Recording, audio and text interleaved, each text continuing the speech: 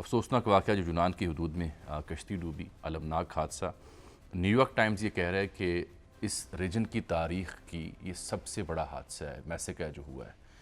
تو شامی صاحب آج ایک کشتی تو یہ تھی جس میں 350 کے قریب پاکستانی تھے، روزگار کی خواہش لیے وطن چھوڑ کر پیسے دے کر مچھلی پکڑنے والی کشتی میں یہ یورپ جا رہے تھے تو خوابوں سمیت انفارچونیٹ ڈوب گئے. اور دوسری جانب جو ٹائٹینک جہاں ڈوبا ہوا اس کا ملبہ دیکھنے کے لیے 2.5 کروڑ 5 کروڑ اور 7 کروڑ کی ٹکٹس دے کے 5 افراد جو ہیں وہ آبدوز کے ذریعے، کمرشل آبدوز کے ذریعے ٹائٹینک کا ملبہ دیکھنے جا رہے تھے. اس میں پاکستانی نجات شہری بھی ہیں، وہ بھی لاپتہ ہو گئی ہے. تو دو مختلف دنیاؤں کی یہ کہانی ہے ان دو واقعات. ہمارے شہزادہ داؤد صاحب جی، حسین داؤد کے بیٹے اور سیٹھ احمد داؤد مرحوم کے پوتے، اور پھر ان کا شہزادہ داؤد کا بھی بیٹا، ایک بڑی ایک دل خراش خبر ہے.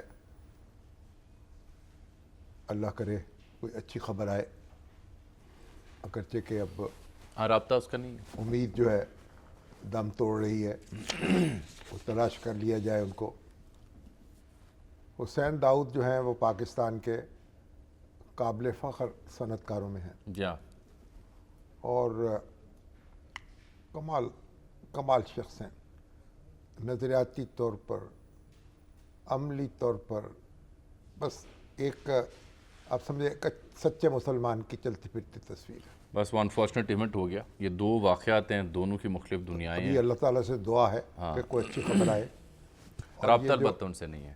یہ جو کشتی کے اوپر سنیں نا سر، وہاں ہماری جو ایف آئی اے ہے، جو ہمارے حکام ہیں، ان کو اس اتنے بڑے حادثے کے بعد اب یہ سوچ آئی ہے، خیال آیا ہے کہ وہ علاقے جہاں سے لوگ یونان، لیبیا، اٹلی جاتے ہیں، کشمیر کے، آزاد کشمیر کے اور سیالکوٹ ملکہ علاقے، اب وہاں پر تربیتی ورکشاپس کروائی جائیں. یعنی اس حادثے کا انتظار تھا. نہیں، تربیتی ورکشاپس تو کرائیں گے. دیکھیں مثلا لیبیا ہے یا کوئی دوسرے اس طرح کے ممالک ہیں جہاں آسانی سے ویزا مل جاتا ہے یا ویزا آن ارائیول مل جاتا ہے، تو اس کا ٹکٹ لے کر آپ بندے کو سوار کر دیتے ہیں جہاز پر. اب اس میں کوئی غیر قانونی ایکٹیویٹی نہیں ہے یہاں تک تو، اور آگے جو کچھ ہونا ہے وہ بظاہر تو وہ ایک بڑا ایک سفر ہے معصومانہ کہ آپ نے ایک ایسی ڈیسٹینیشن پہ جانا ہے جہاں آپ کو داخلے کی اجازت مل جائے گی اور آپ کو سیر و تفریح کر سکیں گے. لیکن اب یہ جو راستے ہیں نا، اس پہ جو کمائی ہوتی ہے، اس کی جو فیس وصول کرتے ہیں نا، وہ جناب امیگریشن والے بھی کرتے ہیں اور وہ جو سمگلرز ہیں وہ انسانی وہ بھی کرتے ہیں. یہ مجموعی طور پر ایک آدمی کوئی سارے پروسیس میں 20 سے 25 لاکھ روپیہ کم از کم کتنے ہاتھوں میں وہ جاتا ہے پیسہ. جی ہاں، اور پھر جو ایجنٹ ہیں ان کی تو اپنی جگہ جیب گرم ہوتی ہے، لیکن یہ امیگریشن کے جو حکام ہیں نا، ان کی ملی بھگت کے بغیر یہ کام ہو نہیں سکتا. یہ سارے ملوث ہوتے ہیں. اب تو انہیں تربیتی ورکشاپ کا خیال ہے، لیکن یہ جو نقطہ آپ بیان کر رہے ہیں آج سر، ہم تو ظاہری بات ہے اس سانحے کی وجہ سے پوری قوم، صحافی بھی اور اہل خانہ بھی غم کی کیفیت میں تھے، لیکن جو انٹرنیشنل نیوز پیپرز ہیں، میڈیا ہے، انہوں نے بڑی بے باکی سے اس ساری سٹوری کو آج اس کا پوسٹ مارٹم کیا ہے. نیو یارک ٹائمز ہو یا ڈی ڈبلیو ہو یا دیگر، انہوں نے تفصیلی مضامین چھاپے ہیں جس کا سارا دن میں مطالعہ کرتے رہا. وہ یہ کہتے ہیں کہ یہ جو کوسٹ گارڈ ہے یونان کی، یہ بری و ذمہ بالکل نہیں ہے. ان کے کال اور فعل میں برملا کھلا تضاد ہے.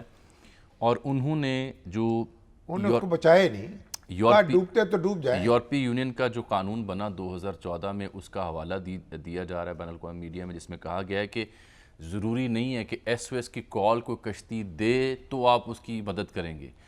اور وہ ساتھ ایویڈنس کے ساتھ رپورٹ کر رہا ہے نیو یارک ٹائمز کہ اس کشتی کو انہوں نے اس حالت میں دیکھا. یونانی کوسٹ گارڈ کئی گھنٹوں سے اس پر نظر رکھے ہوئے تھی. اس کے باوجود کہ آپ نے نظر رکھی اور آپ کو معلوم ہے کہ کشتی کا انجن بند ہے, کشتی ایک جانب جھک رہی ہے اور وہاں پہ یہ اللیگل مائیگرنٹس ہیں, آپ نے اس کی مدد کیوں نہ کی؟ اس کی ذمہ داری وہ پھر یونان کی جو نگران حکومت ہے, وہاں بھی انتخاب ہونے والا ہے, وہاں تو ہنگامے تو بہت ہوئے, اس لوگوں پہ نے بھی ڈال رہے ہیں. احتجاج کیا. جو ان کے وزیر اعظم بننے کے امیدوار ہیں, جو اس امیگرینٹس کے بارے میں بڑی سخت اپروچ رکھتے ہیں, وہ آن دی کانٹری اس ایشو پہ کوئی اور ہی بیانیاں دے رہے ہیں کہ ہم تو چاہتے ہی آئیں نا.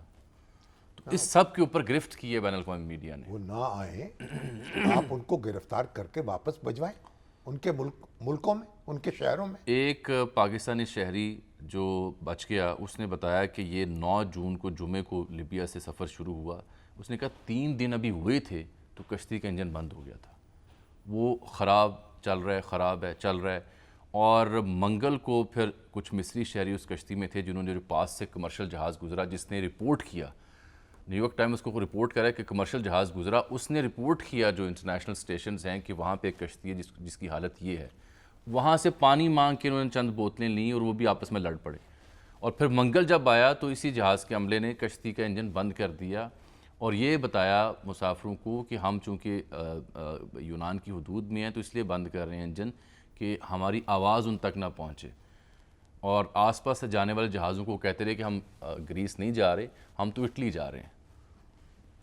بہرحال جو کچھ بھی ہوا ہے المناک ہے, شرمناک ہے. اور اب اگر اب بھی آنکھیں کھل جائیں ہماری اور ان لوگوں کو ہم روک لیں اور غیر قانونی طور پر کوئی شخص بیرون ملک جانے کی کوشش نہ کرے, تو تب بھی سمجھیں گے کہ کوئی نہ کوئی سبق ہم نے حاصل کر لیا. اب صرف چند روز میڈیا میں رہنے کے بعد اگر بھول جانا ہے سانے کو, ورکشاپ 2-4 کروا دیں گے نا ایف آئی اے والے. لیکن کروائیں, اصل بات وہ تھی جو آپ ابتدائی میں آپ نے فرمائی ہے, وہ ایلیمنٹس یا جو امیگریشن میں ہیں اور وہ ایجنٹس جو یہ سارے خواب دکھاتے ہیں اور پھر بعد میں فون بھی بند کر لیتے, ان تک پہنچنا ضروری ہے سر. ان تک پہنچنا ضروری ہے. اصل میں تو امیگریشن حکام جو ہیں, لوگ بڑی بڑی سفارشیں کر کے اور بڑی بڑی تگڑم لڑا کے وہاں پوسٹنگ کرواتے ہیں.